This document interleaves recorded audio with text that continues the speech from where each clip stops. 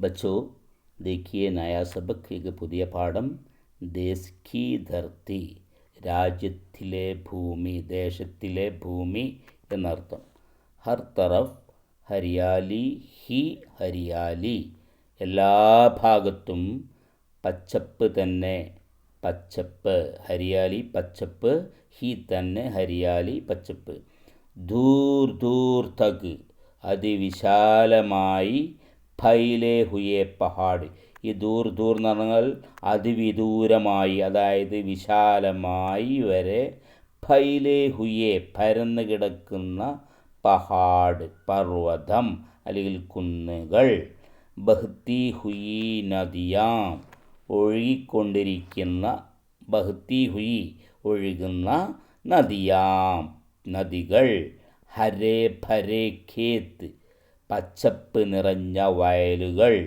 Our Ped our പൗദേ എന്താ Ped our പൗദേ എന്ന് പറഞ്ഞാൽ മരങ്ങളും സസ്യങ്ങളും ചെടികളും ഹരേ ഭരേ ഖേത്ത് ഔർ പൗദേ എന്ന് പറഞ്ഞാൽ പേട് ഔർ പൗദേ എന്ന് പറഞ്ഞാൽ ഹരേ ഭരേ ഖേത്ത് ഔർ പേട് പൗദേ എന്ന് പറഞ്ഞാൽ പച്ചപ്പ് നിറഞ്ഞ മരങ്ങളും വയലുകളും ചെടികളും ടണ്ടി ഹവാമേ തണുത്ത കാറ്റിൽ ലഹ്ലഹാത്തി ഫസ്ലേം അലയടിച്ചു കൊണ്ടിരിക്കുന്ന അല്ലെങ്കിൽ ഇളകിക്കൊണ്ടിരിക്കുന്ന വിളകൾ ഫിസ എന്നുള്ള പാഠം അടുത്ത ഭാഗത്തിൽ പറയാം. ഫിസ എന്ന് പറഞ്ഞാൽ അന്തരീക്ഷം എന്നാണ്.